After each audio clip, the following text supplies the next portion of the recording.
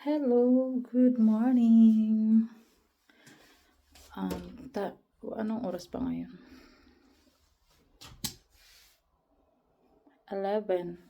So, ngayon ay magluluto tayo hindi naman magluluto, mag-preferred lang ako ng pang dinner namin later. So, ayun, magluluto ako ng eggplant. So, wait lang, kasi dahil malamig dito sa Germany, guys, so mostly talaga nilalagay namin sa foods namin.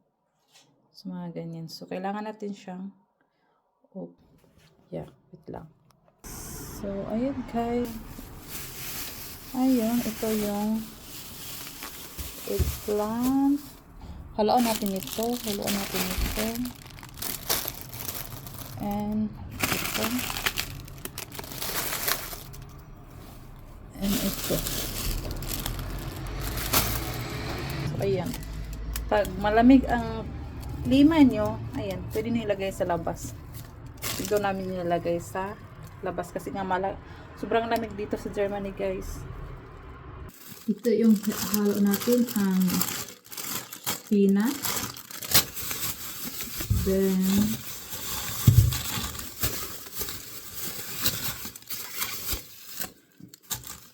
dalawang eggplant. Then bell pepper, tomato, and I think celery. And then nagpalambot ako ng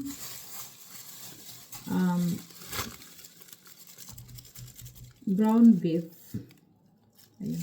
Yan ang halo natin ngayon sa eggplant. So, see you guys later.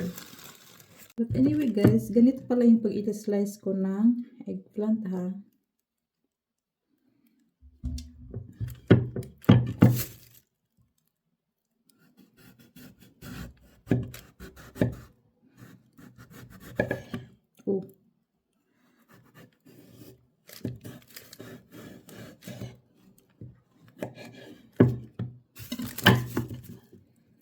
So, mali na siya. Yan.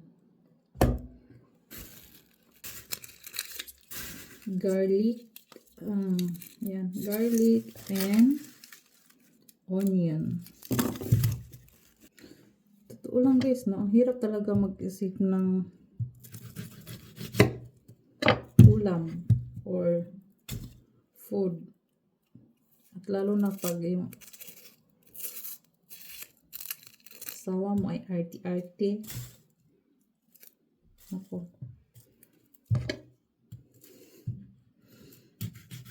Hindi ko makain ng hindi masarap.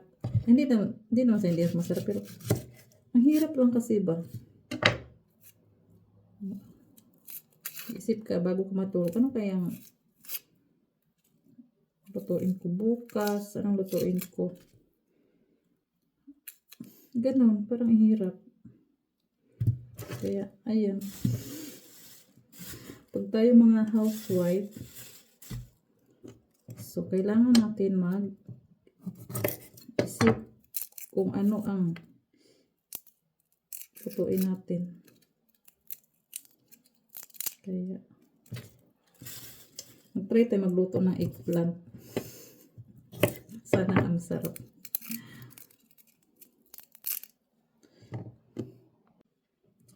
Inaway na ako ng sibuyas. Yan.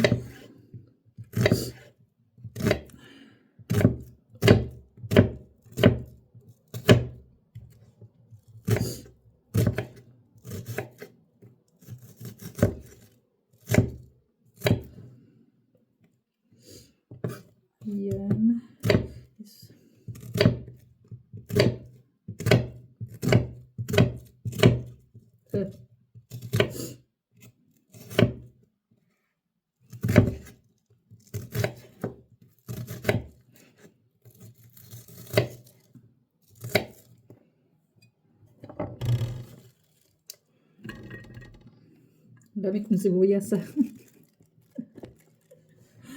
Sabi nga nila, pag maraming sibuyas or ingredients, no, mas masarap daw yun. Pero, yung asawa ko, ayaw niya maraming sibuyas. Ayaw niya yung garlic. But, ang lola niyo ay matigas ang ulo. So, yeah, ako ang nagluluto. So, ako ang masunod.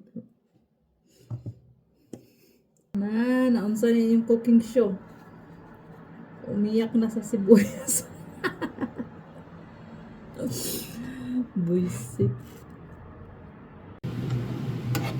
This is yeah, like that, and then I can transfer here